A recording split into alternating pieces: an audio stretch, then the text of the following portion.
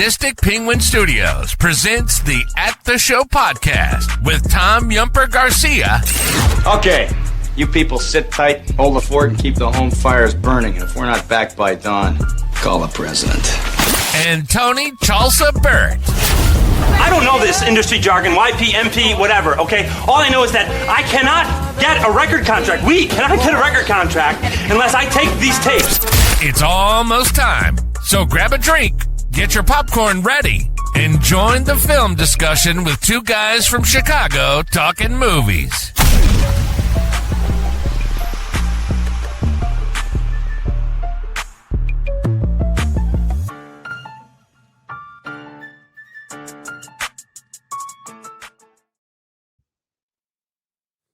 Hello, and welcome to another episode of the At the Show podcast, presented to you by Sadistic Penguin Studios. I'm one of your co-hosts, Tom Yumper Garcia, and with my other co-host, who's doing the Rico Suave of his mustache there, Mr.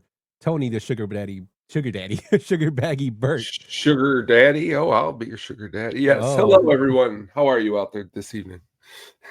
Hope everyone's doing well.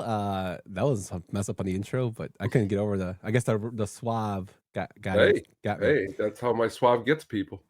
For those who are watching on the YouTubes, excuse all the damn boxes that are there. I got a lot of packages this week, and I have to go through them, and just didn't have enough time.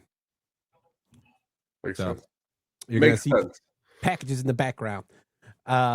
But, Tone, we have been gone for 2 weeks, but a lot of stuff's been happening, man, in the movie space, in the political space, in the TV space.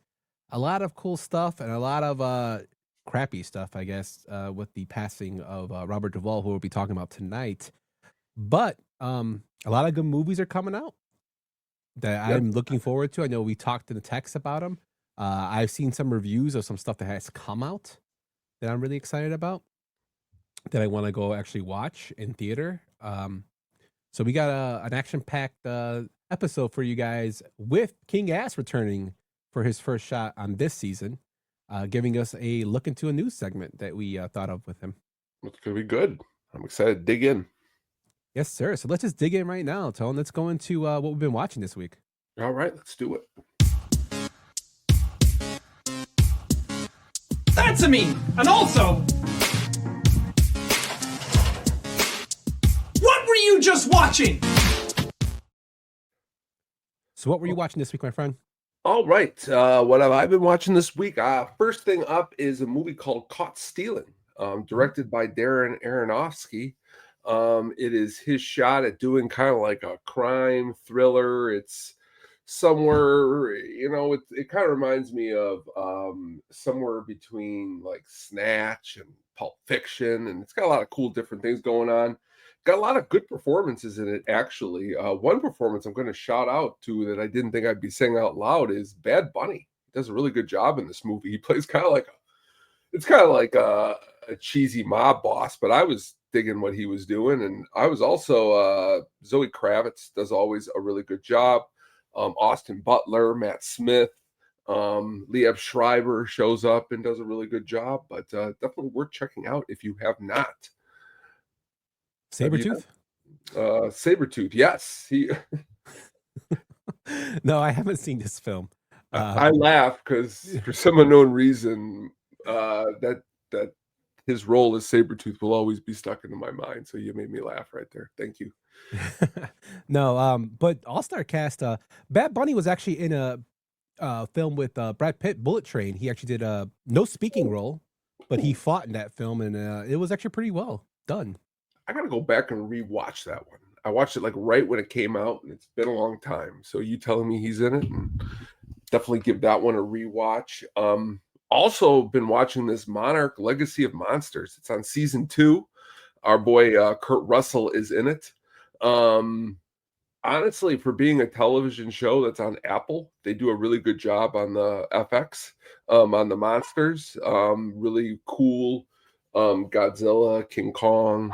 There's a lot more story to it than these monsters fighting. That's why it's called Monarch. You get a little bit of the background into all of that. But if you are a fan of King Kong, Kurt Russell, Godzilla, cool monsters, this one's definitely up your alley.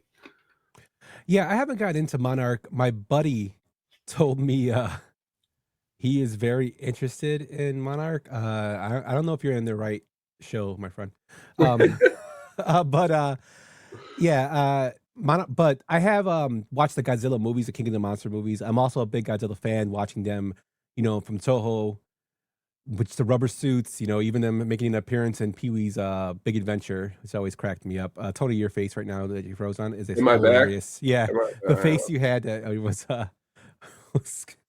was frozen. You're like, Because But, I was shocked you haven't watched the show. I was no, it's a show I want to get into. I have seen the interviews of them, and like we heard that Kurt Russell's son is always asked to either be Jack Burton or Snake, and reprise the roles of his father, which he That says would be that his awesome. father was younger than him. But you never know what's going to happen. I mean, I'm happy that they're doing something together, though.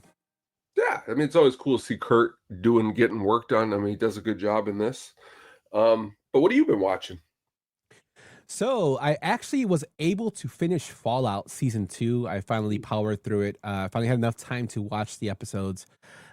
Man, somebody put a tweet out, and I happened to see it, and it said that Fallout's probably the greatest adaptation of a video game they've ever seen, and I would have to agree, man. The writing is so good. It keeps you. Fallout's a dark humor game, so there's a lot of dark humor with what was going on in the world, and they portray it really, really well in the show. I love the character of the Ghoul, the character of the Wanderer, and the Brotherhood of Steel, as well as the Balti. It's really, really good acting by Ella Purnell. Walter Goggins is awesome. It's just a lot of really fantastic moments that leave you on the edge and make you want to watch the next season. And they're fleshing out the story very well. Usually when they do go back and forth in movies and shows, it kind of gets tiring after a while. And they kind of do it where I always say, like you said this too, like when the seasons are kind of old, they always go back to kind of like rejuvenize that season, that show, and the actors look old Yeah. and they're supposed to be young. Well, the actor of Hank, he kind of does look a little old, but besides that, everything else looks really, really good. It's a very, very captivating story that you keep your into, and I really got into it. I'm anticipating for season 3 to come out, and hopefully they end this series on a good note to something else. Have you watched this? I have not watched season 2, but I watched season 1, and it was good stuff. I've never played the game, so just watching it as a show, I enjoyed Walter Goggins' performance. Yeah, and he blew up. Like, even the funny thing is, Jen, my wife, saw him in White Lotus, and she saw him in this, and she's like, wow, he's in everything now. And I'm like, kind of, yeah, he's kind of like, his star is kind of rising again, The Wonderful Gemstones he was in, and then he was in that show with Danny McBride, The Principals, which I thought was hilarious. But I'm happy he's blowing up. He's a good actor. His last big break before all this was what, the Shield? He was on that show. Yeah, he was on that show Justified. He was he good was on that show Justified too. with Timothy Olyphant. But nothing as big as like what he's doing now with this and Righteous Gemstones. Really good stuff. Yeah, so I'm happy he's blowing up. Jenna even got into the later seasons, but for Fallout, she watched the last 3 episodes and she liked what she was watching, even though she knew what the hell was going on, which is kind of funny. That's all right. The second thing I watched was actually on your recommendation. I believe you watched it a couple weeks ago. Was Good Fortune. We sat down, my wife and myself, to watch this, and I really enjoyed it. Very, very corny, It is. but a lot of humor in the film, and not just like the jokes. A lot of stuff with just even Keanu Reeves' angel's wings. Looked like he stole those wings from like his daughter or something from a costume. I really liked it. I liked Seth Rogen in it. I liked Aziz in it. Keanu Reeves, of course, was awesome. It was just a nice little comedy that brought me back to when you could still kind of be a little bit kind of crazy with comedy, but not so raunchy. And it had a kind of a good story of basically finding your own way. But it was really well done. Yeah, I just like the part how when Seth Rogen turns back, but he can't go back to his old life. Just the way he's like, "What am I supposed to do here?" It's like it just is really ridiculous. And Keanu plays a really good like, yeah, what am I gonna do here too? You know, like he Yeah. does not very like The part where he's like just smoking outside that's and like just accepting his fate, smoking a cigarette. He's like, "Look at you, you're a chain smoking angel." Well, I mean, he plays the role perfectly, and it goes with his personality too. Just like go with the flow. How do I eat a burger? Just those little scenes were great. Um, and then the whole door dashing, which is Oh, hilarious. yeah, that was pretty good. Me and my wife were cracking up when Keanu talks to him. Is like, well, I'm not. I'm not that tier of angel. He's like, I have a budget angel, like that. And then he tries to show him his life, and it just sucks. If you guys can watch it, check it out. It's definitely worth the watch. Not the greatest comedy, but still a lot of funny stuff in it. Um, I did also check out another film called American Assassin, and it stars Michael Keaton, which was what pulled me in. I looked like a James Bond kind of, CIA thing that pulled me into the film. And man, Tone, I gotta tell you, with everything going on in the political climate, this movie just sucked. Like, it just shows how. And this movie was made in 2017, I believe. It's based off a Vince Flynn novel. It just shows like how Hollywood kind of, does propaganda for other countries and stereotypically portrays countries. In this case, it's Iran trying to get nuclear materials for a bomb, and they send in this guy to basically, his name is Mitch Rapp. He had like a horrible thing happen to him, and he's played by Dylan O'Brien, who I think is totally miscast. Like, he does not look like anybody that I'd be afraid of is the CIA. It was just so many holes in it, and Michael Keaton couldn't keep me engulfed and like indulged in the film. I really disliked it. I turned it off and I had to rewatch it again just to see the rest of it.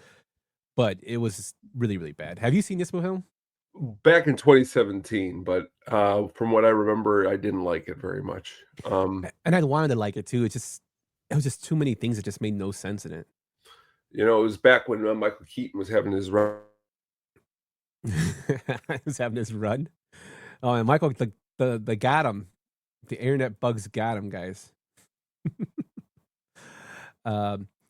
Yeah, this film is just horrible. And like, when you got to go back and use like another country to kind of like and make up all this false shit about it, I understand there has to be a bad guy and we have to go do that Cold War kind of thing, but this film just didn't play well for me in the climate that we're in.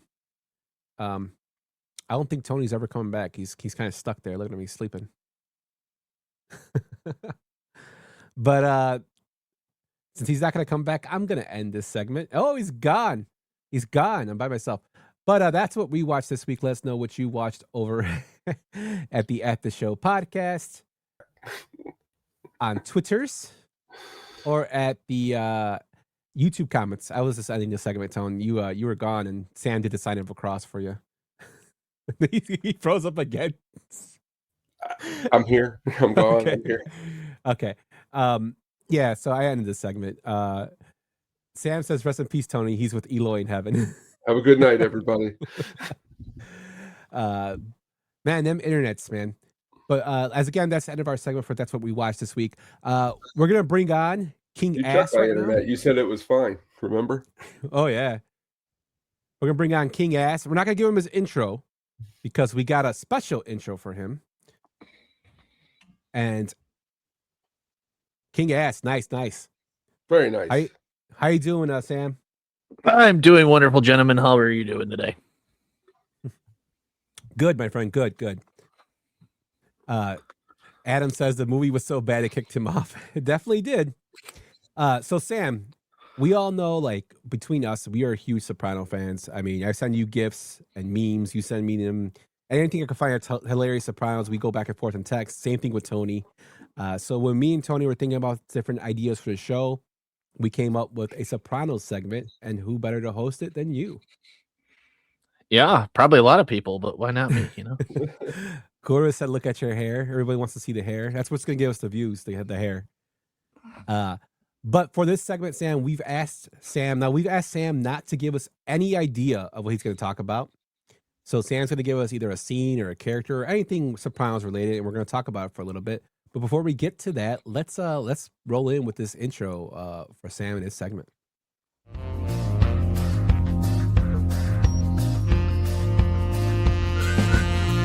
woke up this morning, got yourself a gun.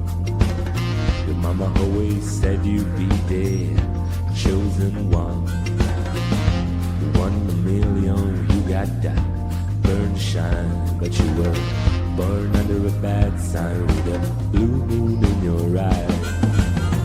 You woke up this morning, all that love had gone. Your papa never told you about right and wrong. So what you got for us today, Sam? Wonderful. Well, I thought I'd start this segment off since it's our first one with Tony Soprano's worst antagonist. So I have 10 examples that I list off. Obviously, you guys may have different ones. So I have Janice, Uncle June, Christopher, Carmela, Paulie, Richie Aprile, Ralph Cifaretto, Johnny Sack, Feach, or Phil Leotardo. Yeah, I guess a little, could have been on there. His mom too.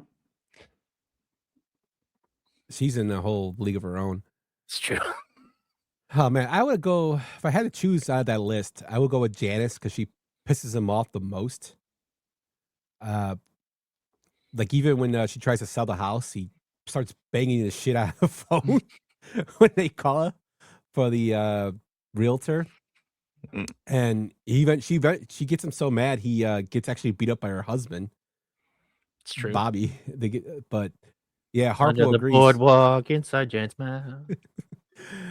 What about you, Tom? Can you read the list one more time, Sam? Yeah. So Janice, Uncle June, Christopher, Carmela, Paulie, Richie Aprile, Ralph Cifaretto, Johnny Sack, Feach, or Phil Leotardo. Well, I think it'd have to be somebody he kills with his own hands. So, honestly, it's tough. I'm going to go a different route. I'm going to go Christopher. Because Christopher really causes him a lot of problems. I mean, Christopher's supposed to be a succession, I think, to this whole entire thing, which pretty much leaves Tony with no succession, which leaves the whole thing into a hell zone. And that's why actually he ends up killing him with his own hands. He kills his nephew, which you say to yourself, he didn't even try to kill his sister, which she is really big. Don't get me wrong, but it takes a lot to try to kill somebody. And that must be someone who really gets under your skin. I think too, with Christopher, I think he kind of got the leash, such a long leash because of Dickie. And how Dickie was in life of Tony. And I think because even when he's first found out he has a drug problem, Junior tells him to kill him. And he says he can't do that. So they put him in rehab. That was great. With Casey Jones. There's a lot of cases to make, though, on that list. You know what I mean? Like every person that you mentioned on that list irritates him pretty deeply. I mean, he should have killed his sister, but he didn't. I could have seen that would have been a good episode. Yeah, that would have been. And he does look out for her, though. I mean, when she killed Richie Aprile, he went and took care of everything for her. He buried him on a hillside, by a stream with the pine cones. Come on, Janice, what the fuck? That was the best. I was about to say that too, Sam. I mean, but can his worst antagonist be himself? It definitely can be. Could be. He's basically his own worst enemy. Greed, like leads to his obesity. Like he can't get out of his own way. Like he's as much as I love the character of Tony, like he's really a piece of shit person. Oh yeah, I mean he lets his envy get best of him on anything. He gives everybody a hard time because he doesn't want to look weak at any point. The shit and everything. Near the end of the series. The rent. Yeah, the rent.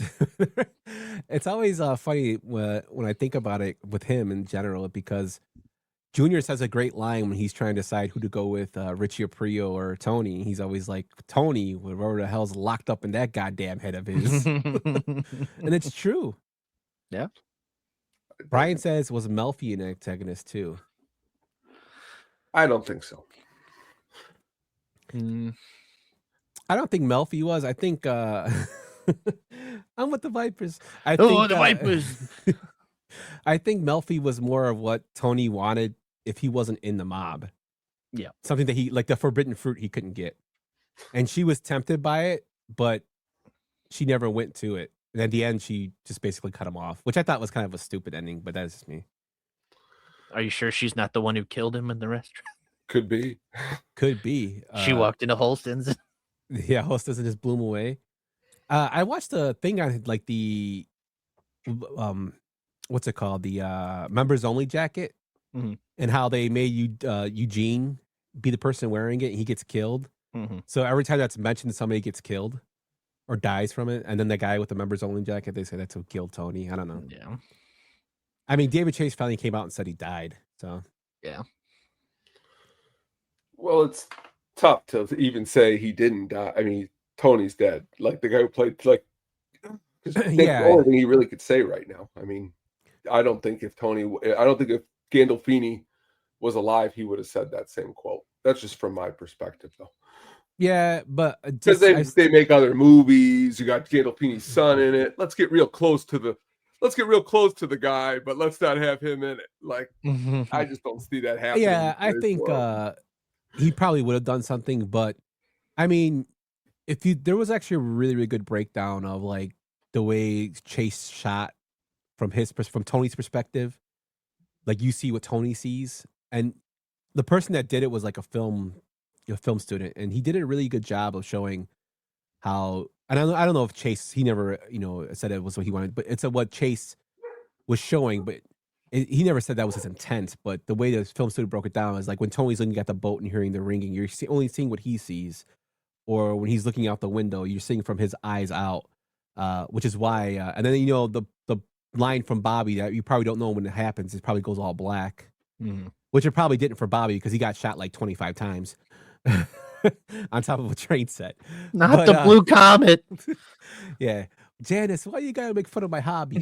Why you gotta belittle it? Yeah, but that's a good who's his real antagonist? The Shah of Iran. That cocksucker says I look like the Shah of Iran. Yeah, that's in our critical theories. That's in our part 3 of critical theories. I use that clip. I mean, if you were to ask Paulie this question, he would say, there's no bigger cocksucker than Phil Leotardo. Yes, he would say that. I was gonna write a blog a long time ago about Paul. My theory on Paulie setting up Tony. What do you guys think about that? That'd be a good theory. Definitely possibly. Paulie was getting weird at the end of the show. Like, he wasn't as loyal as he. Like, I've watched that last season more in the last couple months than I ever have, and a lot of things are going on that I didn't really pick up for that I see now. Yeah, I like it, just going like outside the box. I could see him killing him. I've seen people say like Patsy has killed him. Because of his son being locked up, and plus, I mean, he killed Patsy's brother. Yeah, but Patsy peed in his pool. It was fair. He got him back for it. So. Shoes. He killed Shoes. The funny thing is, when he's talking, they're talking about the cops trying to flip him. Paulie's like, "How's this? Someone's putting shit in that kid's head," and I'm like, "Kid, the guy's like old as hell. Like, how old is Paulie supposed to be? Like 90? Yeah, right." I go back in his family. Well, it's like Phil's brother Billy. He's just a kid, 47, just a kid. I go back in his family, even back than you with Johnny. I like on the show when Tony has to pay back Hesh. He like keeps giving him little pieces of and like Hesh is like, he like shows up at his house or whatever. And he's like, "Here you go, I got a little something for you." He's like, he's got to keep coming over here and just giving me this little bit here and there. Just come back when you got all of it. Just come back. The rent, dude. And then the part where he just like, I felt bad for Carlo when Carlo's like telling him something in the car. He just goes off. Yeah. You better start doing something that Vito used to do because he made a lot more money than you. Yeah, Man, Tony was his own worst enemy. I mean, when he gets out of the hospital and he goes up and hits that guy because he's trying to look tough or whatever, and he's like, yeah. Slam that door. Yeah, just and these conversations are probably gonna last longer when we have future segments. But that was actually a really good question, Sam. Like, yeah, very good. Magnificent Stan says Karen Ziti is a protagonist of the show. Fucking Janice. Yeah, Janet, and then Janet's kind of she X'd out what's his name's Mikey Palamisi's girl that was over there. That's who Paulie should have been with. Yeah. Oh, he told me he loved me before he left, and then he would be right back. Yeah, good one, Sam. It's a good start to this segment, to this going segment. So I look forward to future ones. Absolutely. They just got me thinking a bunch of Sopranos stuff over here. Like, Artie, you came to my house. When the guy from Doogie Howser, his friend, he's like, you came to my house. My favorite Artie line is always going to be, I was duped by Benny Fazio, criminal mastermind. Artie was such a dick. Like, but he was the only one that totally let talk to him like that was Artie. Got his hand in the pasta sauce, though. Yeah. Oh, yeah. It almost melted off. Charmaine. Would you like a martino? Or they go down easy? And then when he hits on Adriana and like he's drunk and Tony smacks him, he's like, I love her. And then he gives him a hug. Yeah. Yeah, I mean, my favorite Artie thing is just when he's at the Crazy Horse with the earring on. He's doing this weird like hand gesture at the song. Yeah, he looks so old. Like it's oh my god, Arthur? The best. Arthur, really, Arthur, really. Rub a muzzle. She loves. Yeah, but good segment, Sam. Thank you, gentlemen.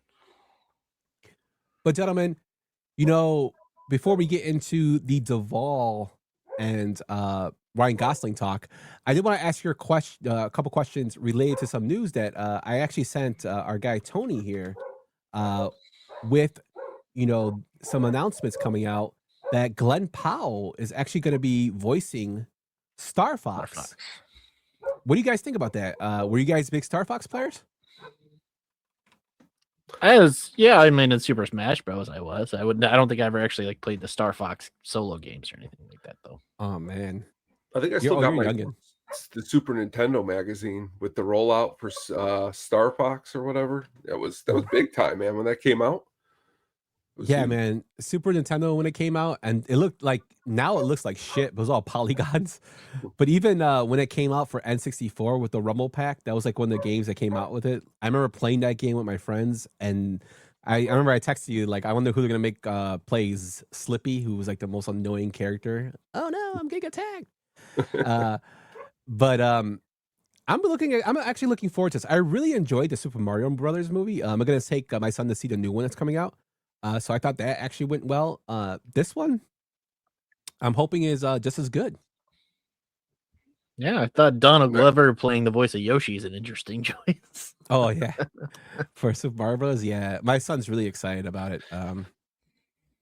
But I don't know, man. I'm hoping Hollywood comes out with something interesting for these, nostalgic things of my childhood.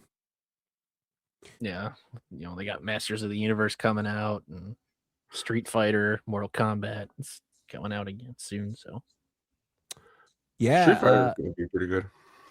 Yeah, it's got Cody Rhodes as Guile. My goodness, Roman Reigns doing somebody. 50 Cent's in it too. Yeah, I think Roman Reigns is Akuma. Oh man.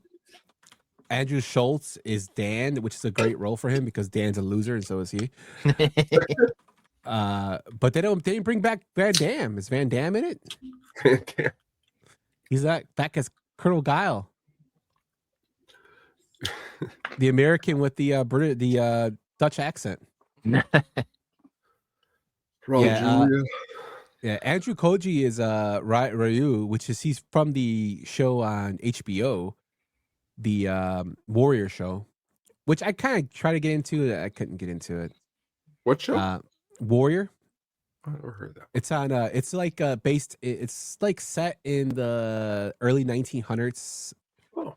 With Chinese immigrants. Oh, cool. I try to get into it. Like his character is this. I don't know. He's no guy from Deadwood. No, Ian McShane from Deadwood. Ian McShane's great. But yeah, who is Roman Reigns? It doesn't say who he's playing. I'm looking right now. He's just probably some random character.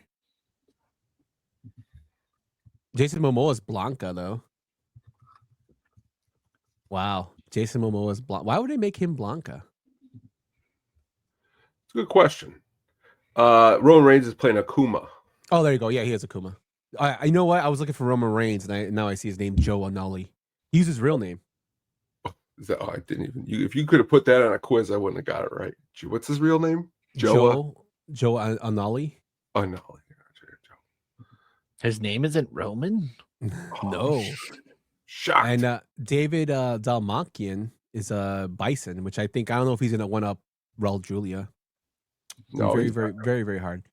Another news I wanted to get to is that the Mummy cast has come back with Brendan Fraser and Rachel Weisz coming back to do another Mummy movie. And from what I was reading, they said they would only come back if the script was good enough. And apparently the script is very good. So they're back. And they're also bringing back John Hannah as Rachel Weisz's brother. Which is the most important piece.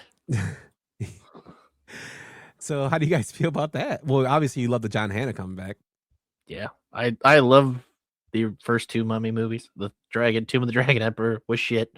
I feel bad for them that they kind of left it at that note. Yeah, I'm very excited.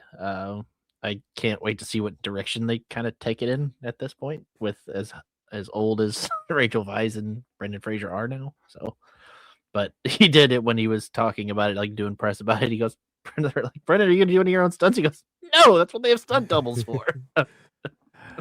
I wonder if he's gonna get back in shape. Like, yeah, he said he was going to be trying to get in the best shape he can. I think. He should go for what he looked like in The Whale.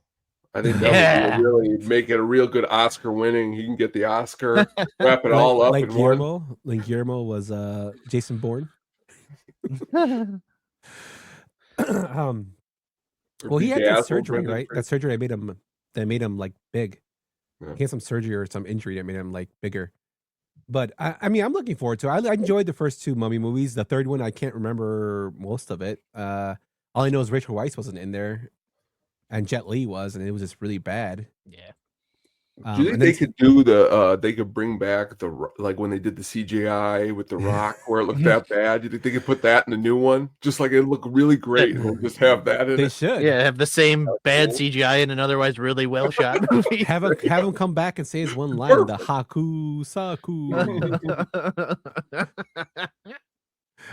I mean, he did a movie called The Scorpion King related to it. Remember? He did? And that was terrible. It was not good. Oh man, I just remember I never watched that. I just know he was in it.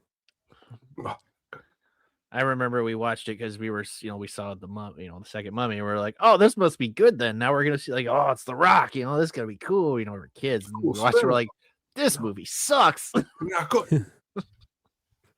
Yeah, man. Jeez. And then finally, this is going to lead up to what we have coming soon, which we'll announce later on. But there is a new script written for the X-Files. Ooh. And rumor is Gillian Anderson and David Duchovny are in talks to come back. Is this the Ryan Coogler produced one? Yes. Yep. Mm-hmm. Now, as we know, Tony and I are huge X-Files fans. Sam, are you a big X-Files fan? I've never really watched any of it. I Oh know my Caitlin goodness. could probably tell you a little bit more about it. Her mom was obsessed with the show, but I never really watched it or anything. Some good humor in it. Very good humor. I love David Duchovny, but I've just never watched the show. I think it kind of fell victim to like the last seasons were kind of like ridiculously, like when they try to tie everything together. Tony, I'm talking about Tony when the cigarette man and Yeah, that those alien episodes could get really kind of far off beat. I like the standalone episodes a little Yeah. bit more, but the 'cause whole show is they try to do like something where with Mulder and it was this. well, they kept leaving and coming back, and they kept trying to wrap the script around him coming and like he's been abducted for a whole season. Oh, he's returned. It's like he isn't himself. He's gone for another 6 episodes. He was doing Red Shoe Diaries. That's what he was doing for the episodes. But I'm really looking forward to it. I really liked the first one that came out, the film. I enjoyed that, and then the second one came out, and I enjoyed that. So I'm hoping this new film, and especially Oscar-winning Ryan Coogler is behind it. That's what I'm saying. You I'm gotta down say, with if a fan is in the midst to like put it together, they better be giving it everything that they have, probably, because it's not easy to bring some of these shows back like that. Definitely. And to be honest with you, this is a show that I wish they would bring back in terms of like a series. I mean, Jordan, I'm sorry, his name, Jordan Peele tried to do Twilight Zone. He probably bring that back.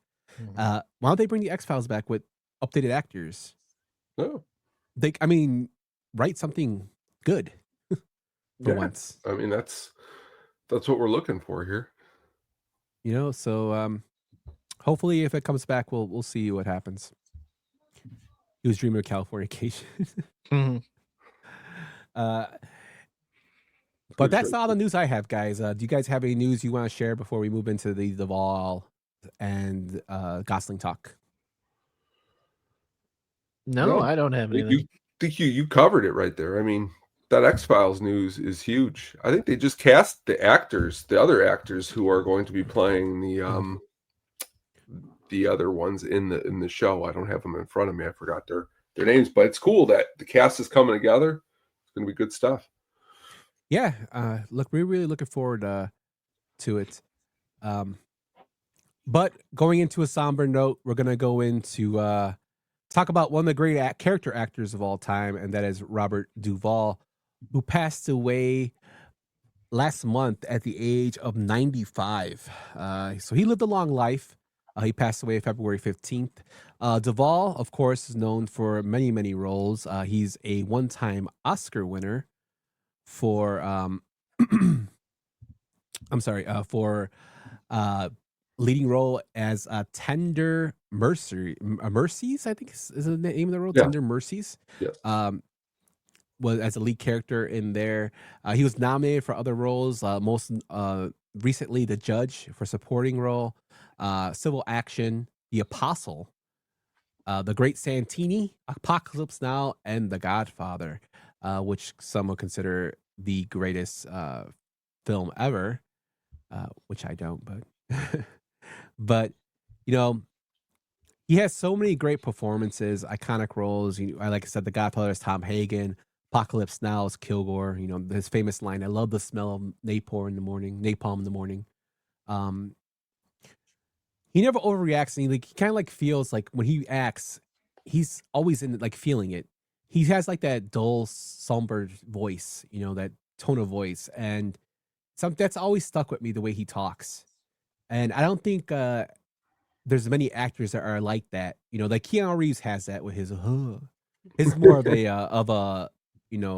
Uncle Keanu, like, will love you. Yeah, Uncle Keanu, like he's kind of out of it. But like when Duvall talked, like in Colors, he always had like that big brother or uncle or dad kind of vibe to him, like dropping that knowledge on you.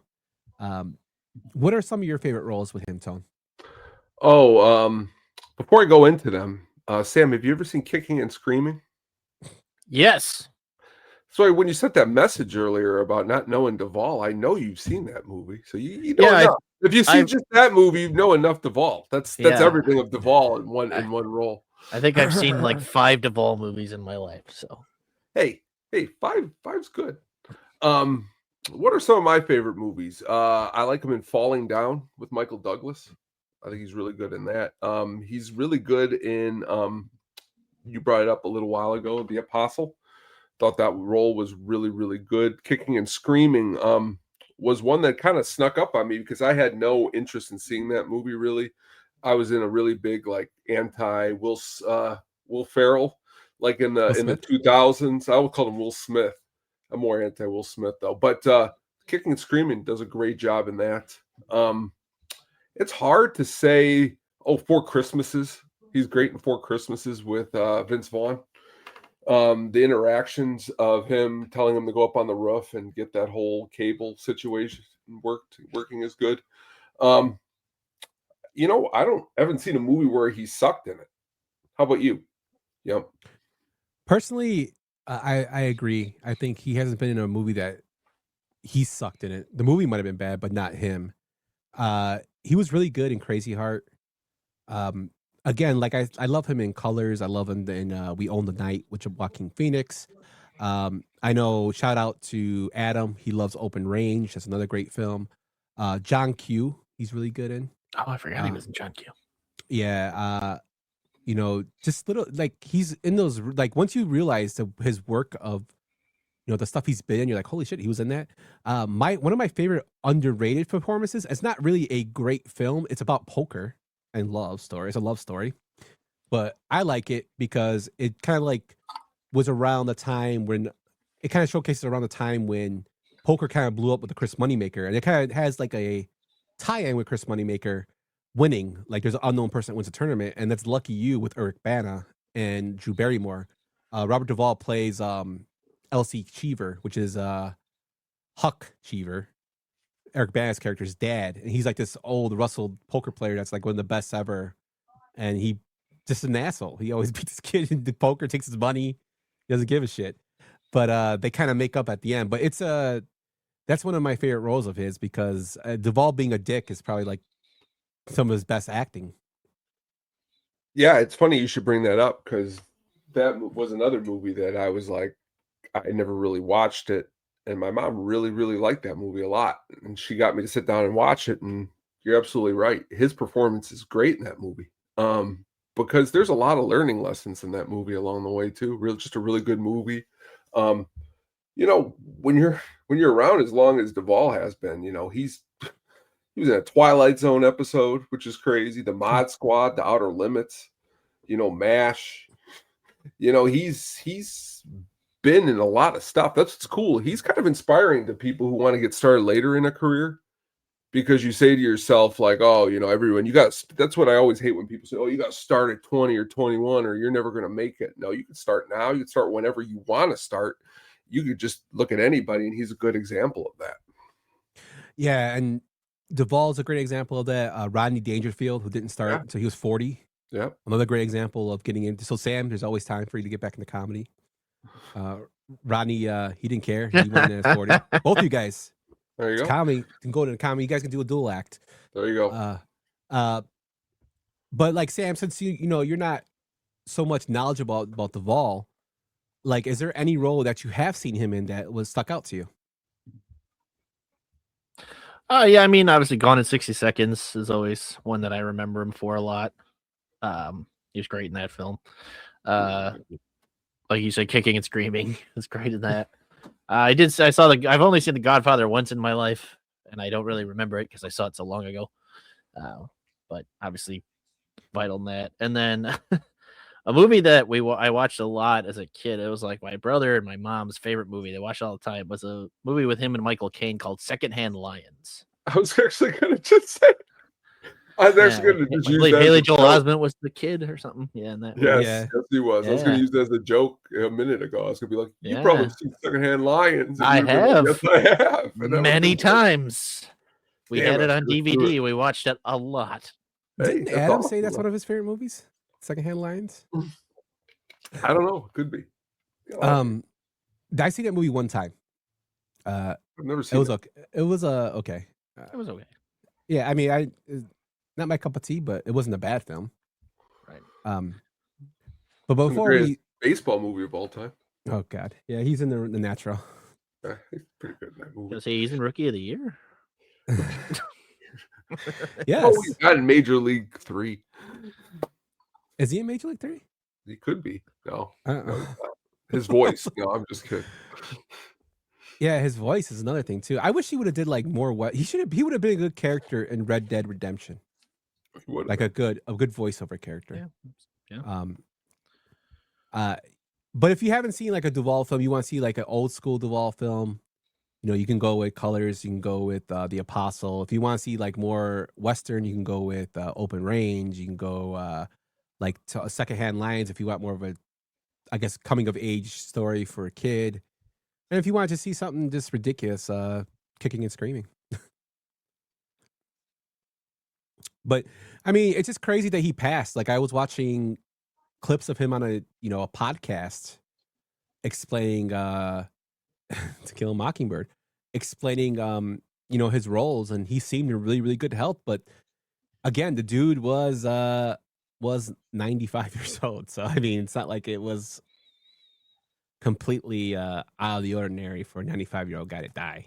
I got in trouble in school because when he came on the screen, we were watching it in freshman year, To Kill a Mockingbird. He came on the screen, he had like blonde hair, and I started laughing super hard. And the teacher's like, "What are you laughing at?" And I go, "That's Robert Duvall." And I just like pointed, and she's like, "Get out in the hallway right now." It's like, this Tony. is serious stuff. And I'm like, "It's Boo Radley, Robert Duvall." Tony getting kicked out of class for making fun of the Robert Duvall. Kicked out because of Robert Duvall. He's also uncredited in the Invasion of the Body Snatchers. He's the priest on the swing in that film. Which when I rewatched it for frame, I was like, "Holy shit, he's in this movie!" And he's like has a real small role. But yeah, I mean, crazy stuff. Great actor though, most iconic actor, and he played one of the most iconic characters in literary history. Yes, he did. Final question about Duvall, and this is a question, I guess, more for Tone because Sam hasn't seen much of his stuff. But do you think he gets enough credit compared to his co-stars Pacino and De Niro? No, and I often have thought this that he's could be better than them two in a lot of ways, or at very least par, the same level of acting. I mean, look at he's in so many movies, so many good movies, different performances, different roles. The De Niros and the Pacinos, they get typecast a lot in the mob movies, where I love mob movies, but Duvall did never get typecast in a type of movie. He's in a mob movie, he's in a baseball movie, he's in an Apostle, he's in a soccer movie. He could play an everyday man in different scenarios that I think works better for him and his acting style, whereas even Duvall in his 90s, I saw him in Widows. He's really old in that movie, but he plays his role of what he's supposed to pretty good. Anything that I see like a Pacino in, it's like, are you supposed to be playing this, Al? This really isn't fitting what you're supposed to be doing. Or he's not kicking anybody like De Niro. He would have kicked a lot better in The Irishman for sure. He was offered Brody in Jaws. But again, really, really. Oh, see, that would have been a great role for him to take too, to add to his credential. But I think he's respected a lot. He should be respected just a little bit more, but he's respected a lot. He reminds me a lot like a Dustin Hoffman. They're like in the same kind of tax bracket. Yeah, good comparison. I would think Hoffman would probably be more of the recognizable one because he has 2 Oscars. But but Duvall, I think, in terms, yeah, that's true. He refused Godfather 3 because Pacino was offered 3 times the pay. He also made what's his name? The director of The Godfather. I can't think of his name off the top of my head. Jesus Christ. Coppola. He made him like some favorite dessert or meal that he liked when he got offered the role, and he never got told how much he was going to get paid. So that's why he backed. That's why Tom Hagen wasn't in The Godfather 3, which was actually good for him because that's probably the weakest of the 3. But I think personally, he should get more recognition. I think that The Godfather was cast so perfectly with Brando, kind of mentoring a Pacino, and then you have Duvall, who him and James Caan kind of, their chemistry and everything was great.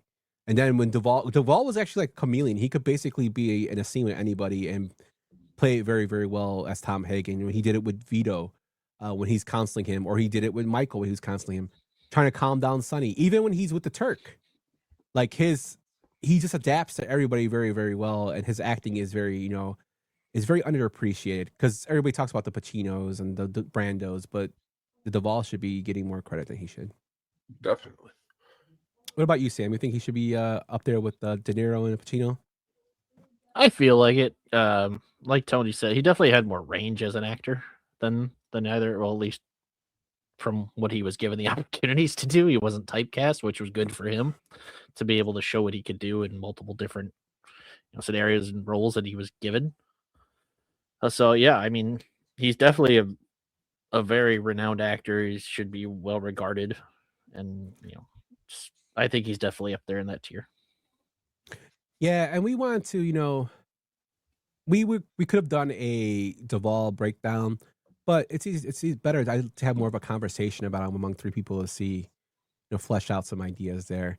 But great actor, will be missed. I still would check in on his films, and that's how you live on. You live on through your work, and he definitely will live on.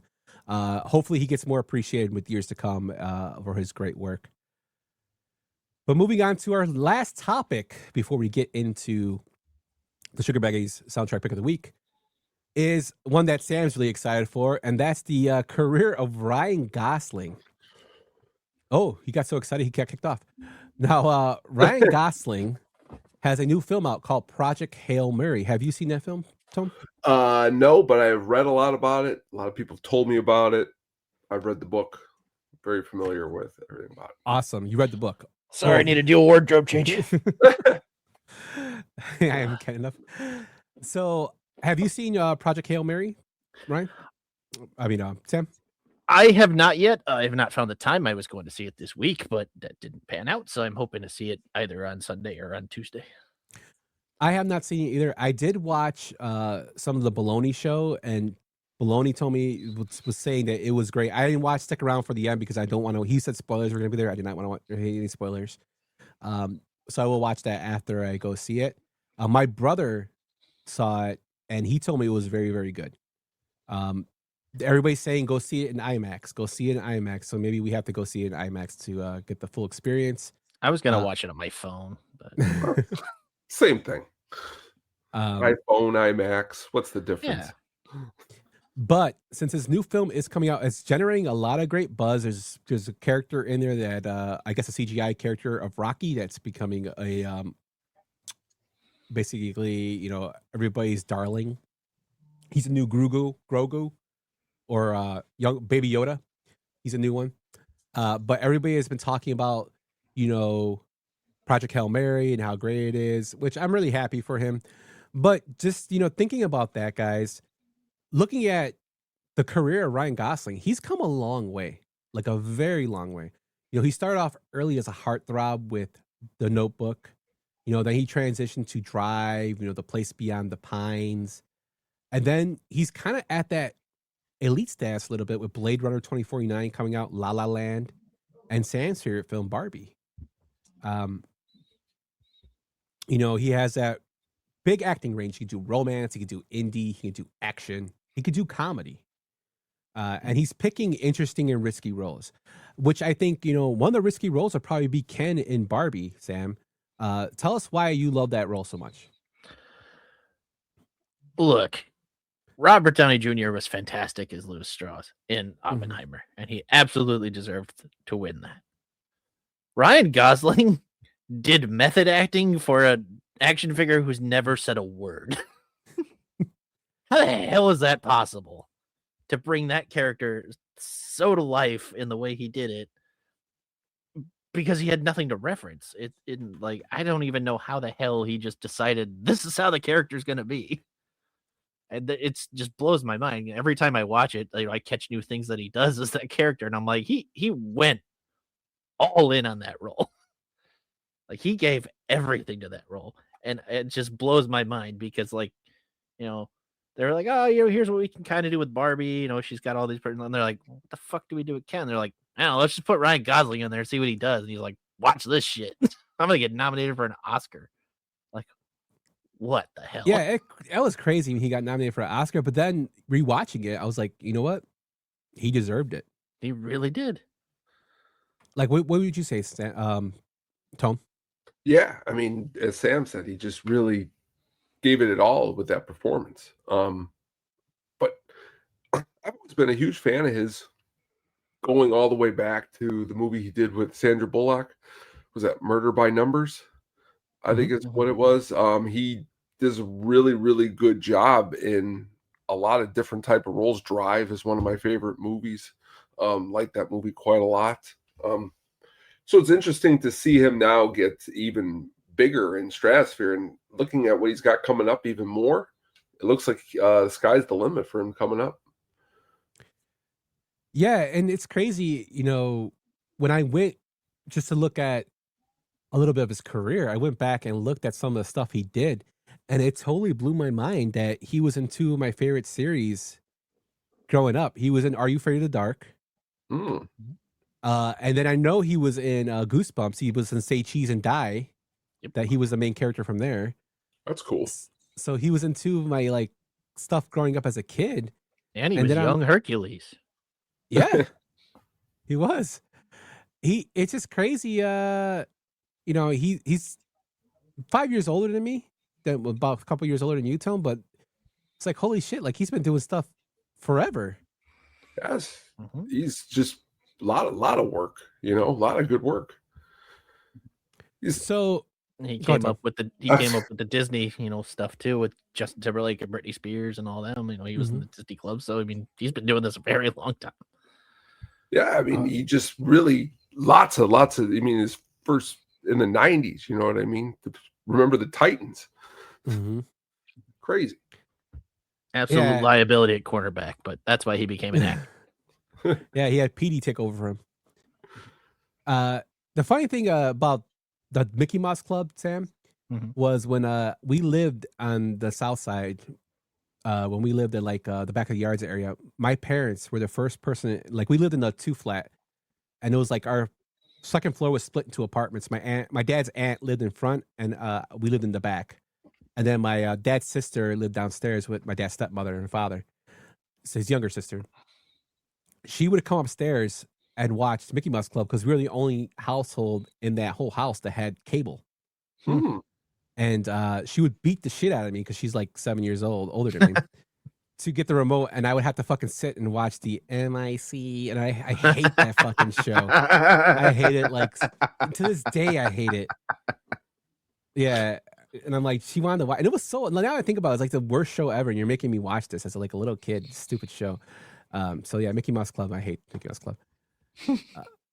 Gordo says I'm still a kid. Just a kid at heart.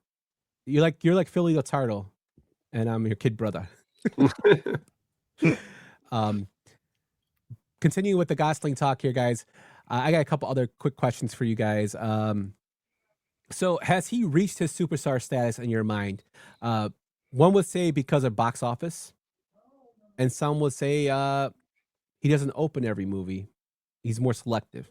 What do you guys think? Like, is he going to get more popular? No, do you think he's a superstar?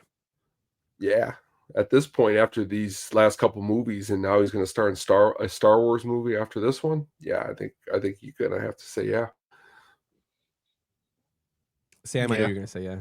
I mean, I would agree. I mean, he's a 3-time Oscar nominee, and now, you know, he's really like starting to get selective and becoming in these big blockbuster movies. I mean, he did Barbie, then he followed up with The Fall Guy, which was a big blockbuster hit.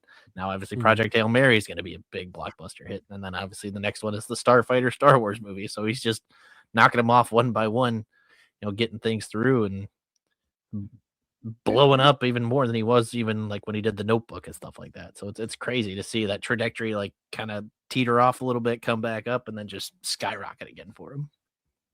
2 movies of his that are some of my favorites came out in 2007. One is called Fracture, it's him and Anthony Hopkins, Hopkins. do a really, really good job of back and forth in that movie. Really good thriller. And the other one, Lars and the Real Girl. Have you ever seen Lars and the Real Girl? I saw it a long time ago. Oh, Sam, if you haven't seen it recently, it's so ridiculously hilarious and dark. I mean, he really gives it all in that performance too. He pretends that doll is literally his girlfriend in the movie, but really ridiculous. And that's my sisters also said before I met Katie that might be me later in life. I was go around the blow-up doll. So they actually gave it to me for Christmas one year, and I was like, "You bastard!" Yeah, like that one. That's hilarious because now that I think about it, it could be you. No, Tony, that's good. That's a totally sister thing to do too. Right. My favorite films with him, Lars and the Real Girl is actually I think his best role, in my opinion. This is my opinion of just his range of acting. I loved him in that film. I loved him in Drive as a driver. Ides of March, I really liked him in. Ides of March is so good. He's so and good in that movie. Another film that I like that doesn't get a lot of love was Gangster Squad. I like that film, even though it was like a, run of a mill movie. I liked everything about it. I thought he was really great in it too. That cast is stacked in that movie. Yeah, and it's kind of crazy that what's up, Jack? That him and Emma Stone are in that film. She's a 2-time Oscar winner, nominated for so many Oscars, who came from the movie The Rocker with Rainn Wilson, and he was in Mickey Mouse Club, and they're probably two of our biggest stars out there right now. Yeah. It's just crazy how everything's going. Right. I mean, they did Crazy Stupid Love together. They did La La Land together, and Gangster Squad together. So, I mean, they have rapport. And Crazy Stupid Love is one of my favorite movies to just throw on because it's a great comedy, and Ryan Gosling plays, just the stereotypical hot guy at the bar who just wants to pick out people, just bullying Steve Carell the whole movie. Is just hilarious. He's great at it. And he just talks so quickly, and he can just turn everything so quickly, and it's really good. And then, he kind of hit that, with Drive and Place Beyond the Pines is kind of like an action-y move for him. And then the quintessential Ryan Gosling movie to me is The Nice Guys. Oh, yes. With Russell Crowe. If you want to see a Ryan Gosling performance, watch The Nice Guys. He's dramatic, he's hilarious, and he has so much range in that movie. I love it so much. There he is. Yeah, there he is. Oh yeah, I forgot he was in The Big Short. Yeah, good one too. Yeah, that's another great film. He's got a great repertoire, great filmography of films. He's very, very good. And he breaks that stereotypical great looking actor, not so much of a great thespian. He's more in there for his looks. Yeah.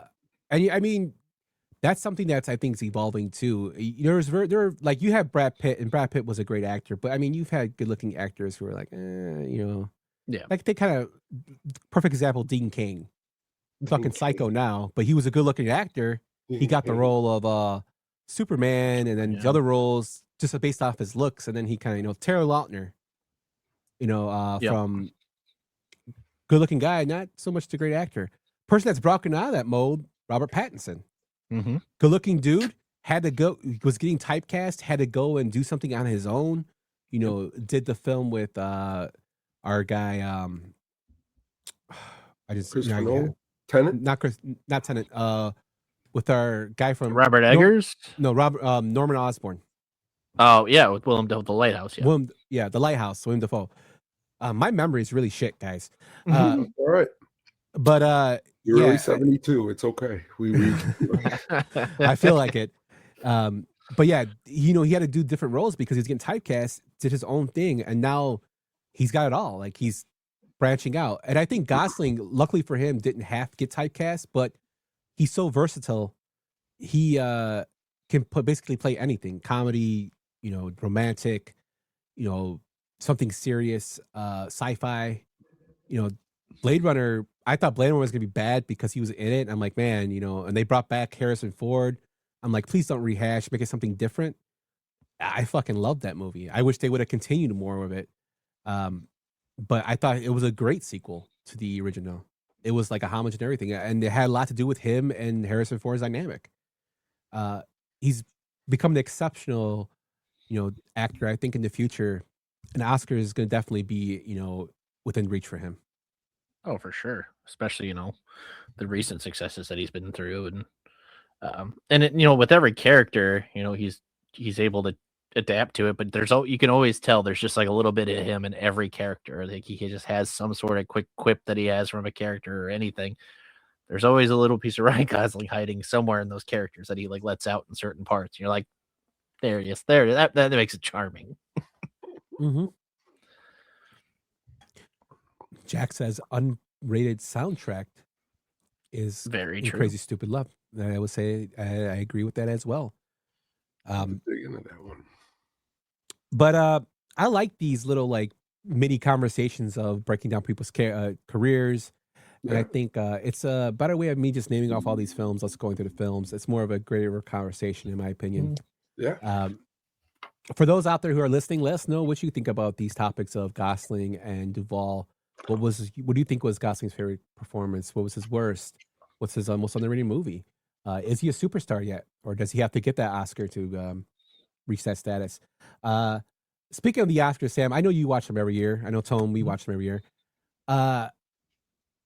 Last time when Emma Stone won the Oscar, of course everybody knows I was upset because I thought Lily Gladstone should have won. I agree. I thought the Oscars kind of lost their mystique a little bit. And then it has nothing to do with Emma Stone. I think she's an excellent actress. Now I think it kind of got back in with this year. It's kind of going back in the right direction.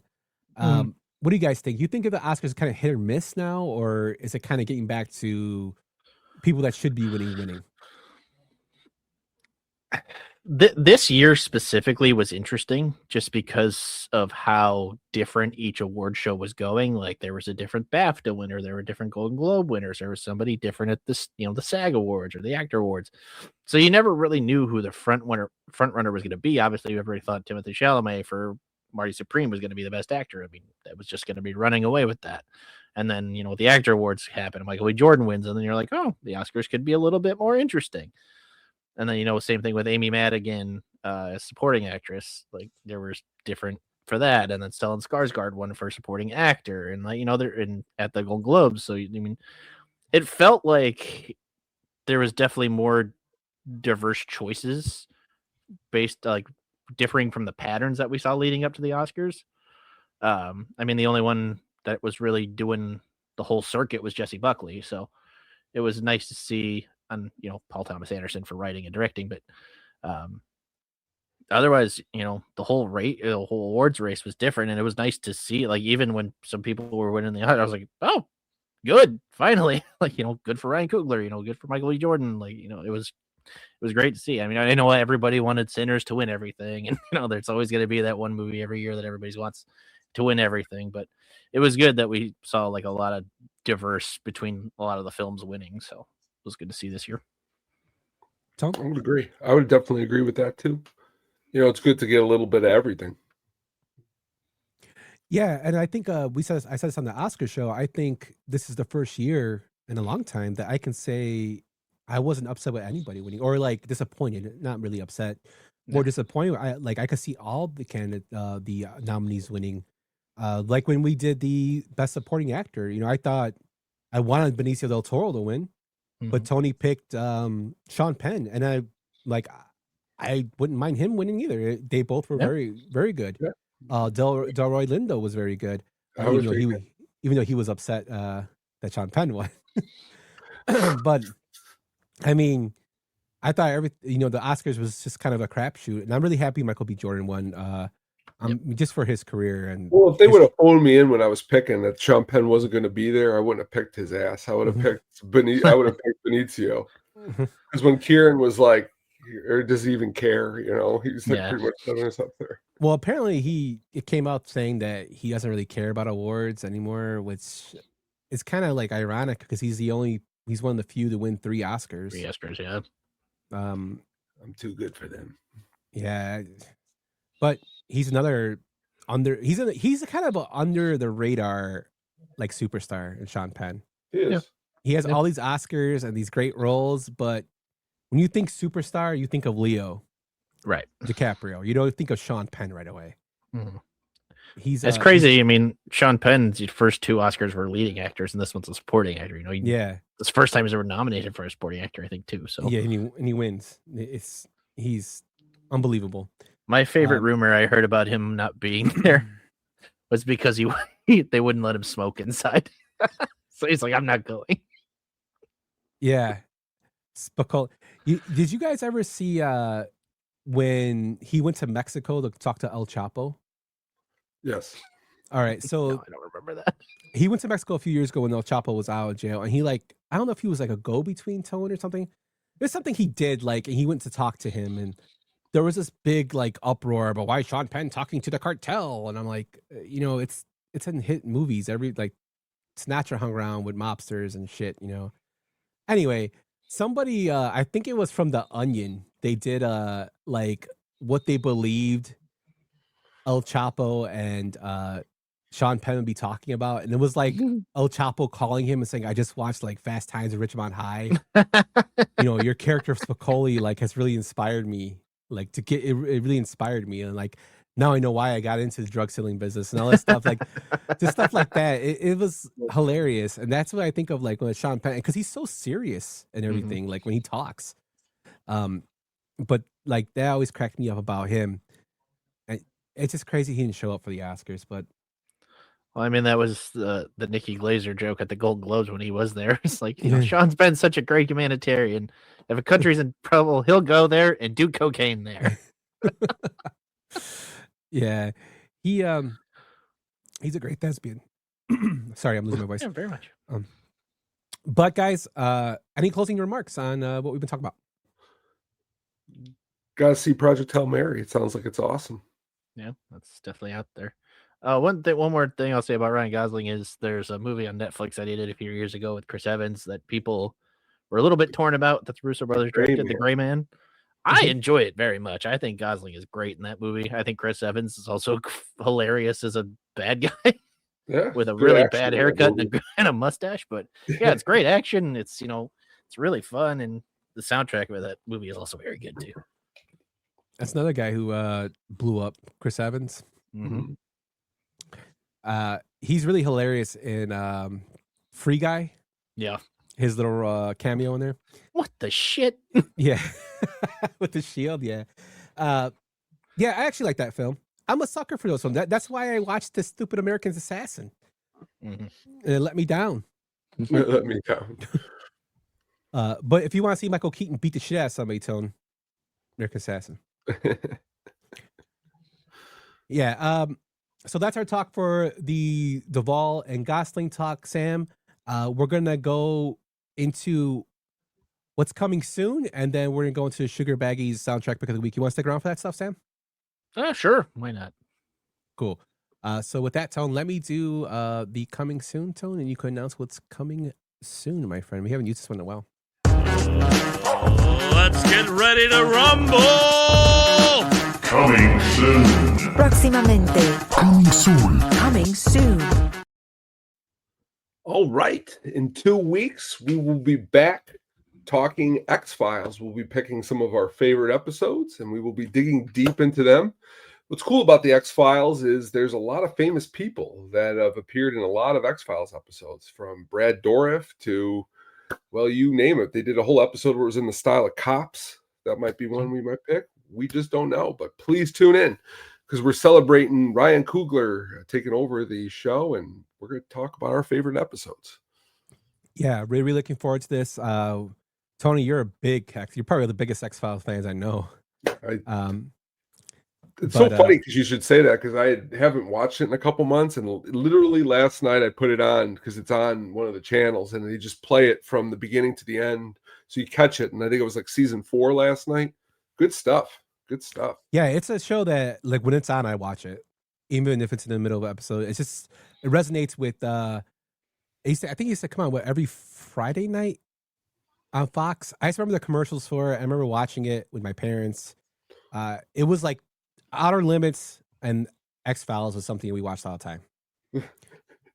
Real quick before we go on here, my father was in the hospital for like a month, and he's like, nothing's on the fucking TV, but every night at 10 o'clock, X-Files comes on, and he had never watched the show before, and he went into the hospital never watching the show, left the hospital with like a master's in fucking X-Files. And that's honestly the reason why I started watching. Is he's like, you got to watch this show, it's fucking awesome. And I'm like, okay, I'll watch it, because we skipped it like when it came on. I'm like, you never wanted to watch this show before. But really good stuff, man. The movies are actually got some good stuff to them too.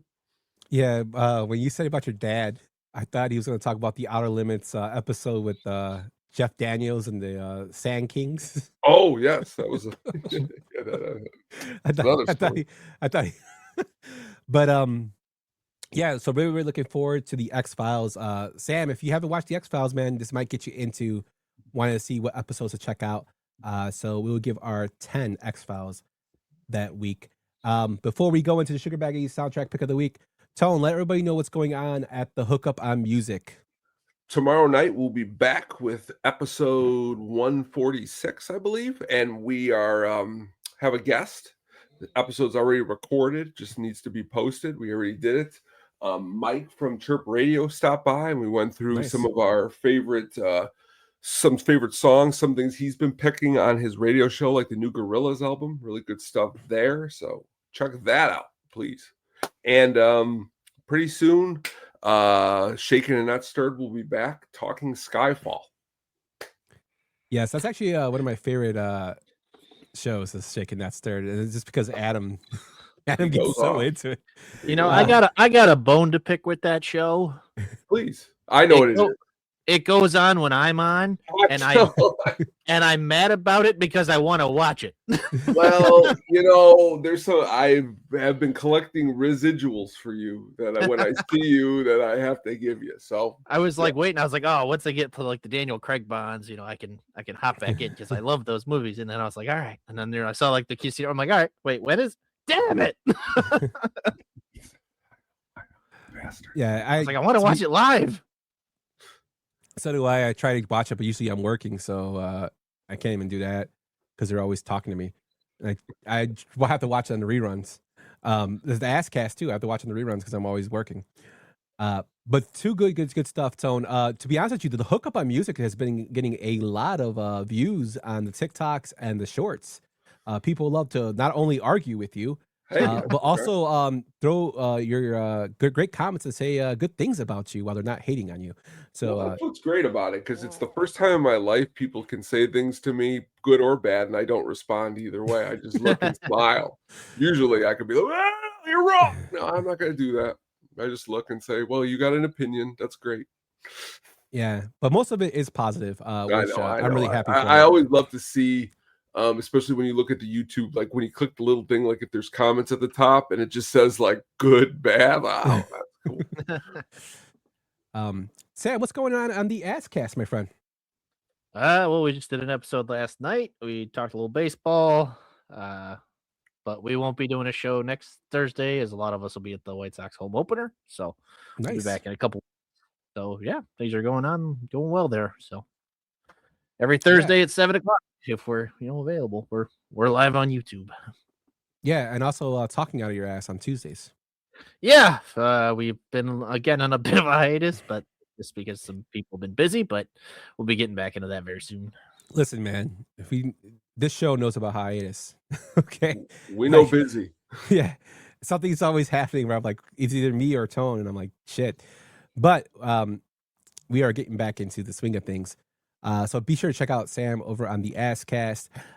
With my stuff, me and Cotton are actually going to record a show. We have our new episode for Frame for Frame that we'll be putting out next month, and we're going to be doing The Fly.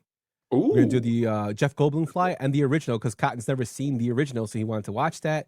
So we're going to do The Fly and see how that's going to go. Really, really looking forward to that. Getting Drafting here will be coming back soon. Once Brian is healthy. Soon. But he's getting there.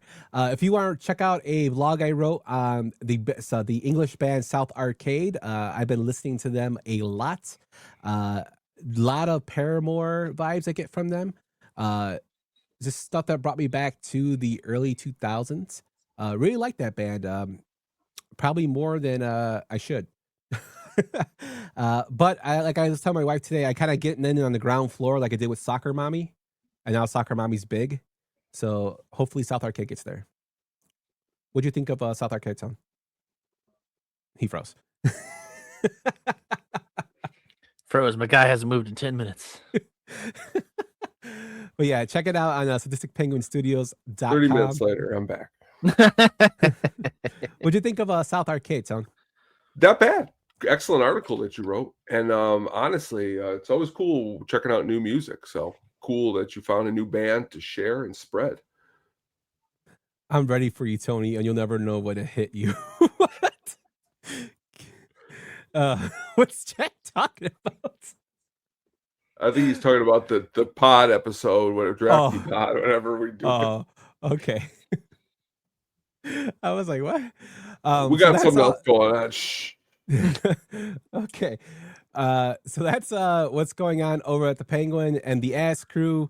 With that, guys, let's go into our final segment and get out of here with the Sugar Baggies soundtrack pick of the week.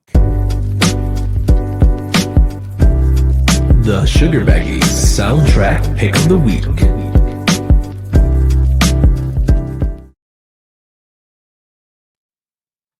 All right. Tonight, what I wanted to do is pose a question to both of you.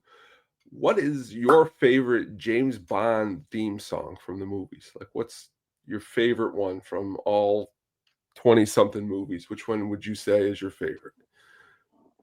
Is it the Chris Cornell song? Is it the Jack White song? Is it Madonna, Die Another Day? Also no. Is it Live and Let Die, Paul McCartney? Live and Let Die, probably my favorite. Actually, I don't mind the Madonna song. I think that was like another day. Yeah, I think that was probably the best part of that movie. My favorite Bond movie, I didn't like the song, and that's GoldenEye. I really hated the song in the beginning. Song. Yeah, but I would have to go with the McCarthy Live and Let Die. Duran's got a pretty good jam. Chris Cornell wasn't bad for Casino Royale. I had forgotten that he did that song. You know my name. I like his Mission Impossible song. Go ahead, Sam. Yeah, I've did a ranking a while ago of my favorite Daniel Craig Bond films, and then I did another ranking of my favorite theme songs for each of them. And the funny part is the song I like is from my fourth favorite of his movies, and that's Spectre. Writing on the Wall by Sam Smith is my favorite one. Oh, okay. I listen to it all the time. See? Look at that. That's cool. I also love Skyfall and No Time to Die. Also very good songs. I have those. The Billie Eilish song, I have to listen to that one. That's the one. And then the Adele one is obviously another one that's very popular.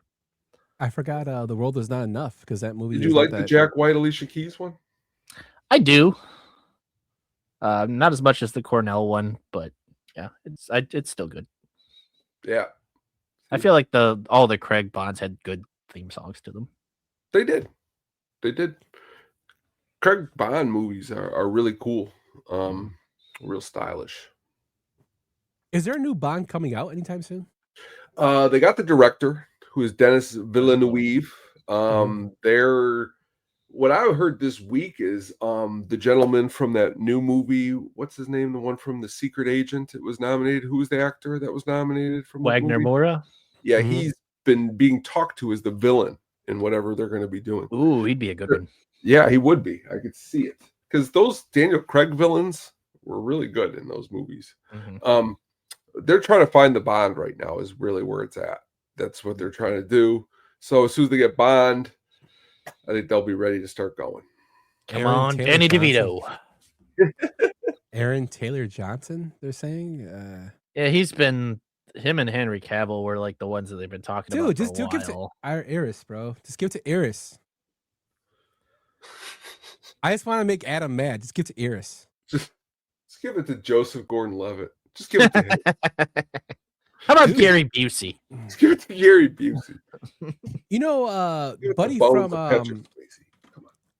from Sons of Anarchy would actually Charlie be a decent Hunnam? Bond. I Yeah, think he'd be actually, good at it. he was really good in Gentleman, and But he has to do the Ed Gein voice. That'd be good. We're only getting you if you do Ed Gein. Mailman Jack says Goldfinger is pretty awesome. It is a good song. Goldfinger is a good song. I was saying, The World Is Not Enough was garbage. I totally forgot they did that. That movie's really bad. Christmas Jones, Boosie Bond, and Roger Moore. I remember playing the video game. No Burt Kreischer. Kreischer? Kreischer. The Machine. Yes. Russian Mafia. Is he gonna be Bond? Can we get Wallace Shawn as the Bond? Let's go. Wallace Shawn. You can get Jack Black as Bond. You have a bomb to blow up the world? Inconceivable. Keanu Reeves is James Bond. Hell yeah. He's John Wick, though.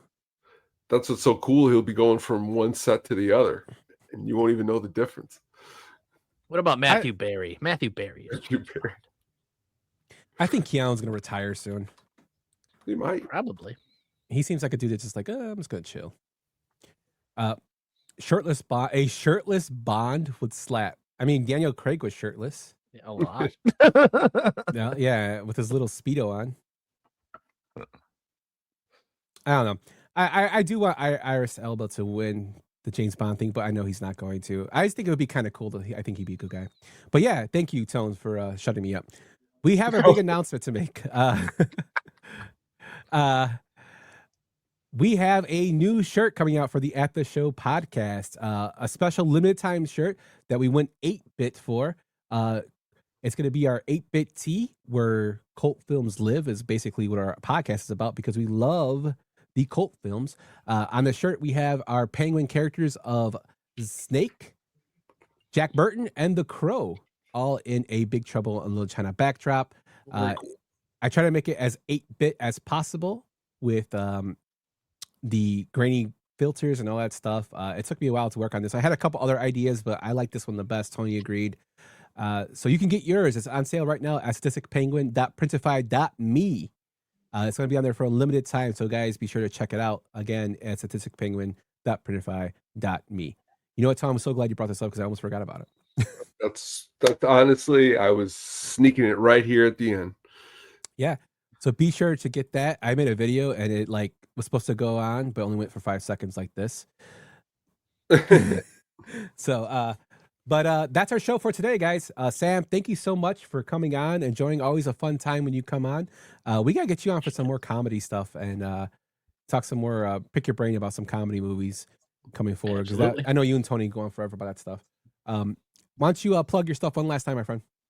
Yeah. All Sports Scene on Instagram, Twitter, Blue Sky, TikTok. I think we're on there still. Every Thursday at 7 on YouTube. We go live. We look at sports the way nobody else does. So that's where we find our market. And that's how we've cornered our market. So thank you to everybody who's followed along with us. So it's been a good, holy moly, 4 years now. Oh wow, 4 years, huh? Yeah. Yeah. Shout out to Celeste Spaghetti getting to drive the Zamboni today. I saw. Yeah. Tony, any closing remarks before we get out of here? No, please tune in 2 weeks to our X-Files show. It's going to be awesome. Yep, and be sure to check out the Hookup on Music that will be released tomorrow. With that, everybody, you guys have a good night, and we'll be back in a couple of weeks. Deuces.